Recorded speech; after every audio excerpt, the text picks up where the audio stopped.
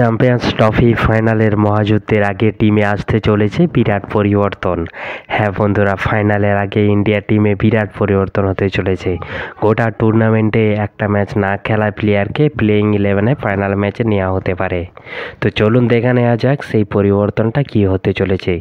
ভিডিওটি খুবই ইন্টারেস্টিং হতে চলেছে, তাই পুরো ভিডিওটি দেখতে থাকো। আর আমাদের চ্যানেলে প্রথমবারের মতো এসে থাকলে চ্যানেলটিকে সাবস্ক্রাইব করে পাশের বেল আইকনটি প্রেস করে দিও। তো বন্ধুরা, এবারে চ্যাম্পিয়ন্স ট্রফিতে সব প্লেয়াররাই নিজেদের কাজ সমানভাবে করে চলেছে, তাই তো টিম ইন্ডিয়া এখনও অপরাজেয়। ব্যাটিং বোলিং ফিল্ডিংয়ের সমান পারফরমেন্স করছে টিম, তবে প্রতিপক্ষ নিউজিল্যান্ড টিমকেও কম যায় না। ভারতের মতোই সমান ক্ষমতাশালী এই নিউজিল্যান্ড টিম। আর এইবারের টুর্নামেন্টে রচিন রবীন্দ্র, কেন উইলিয়ামসনরা যেভাবে আগুনে ব্যাট করছে তাতে চিন্তার ভাঁজ ভারতীয় টিমে।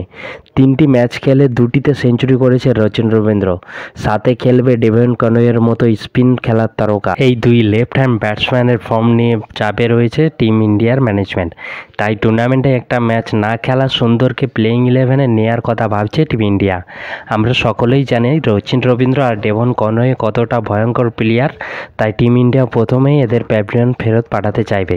সুতরাং ওয়াশিংটন সুন্দরের খেলার সম্ভাবনা প্রবল বলে মনে হয়।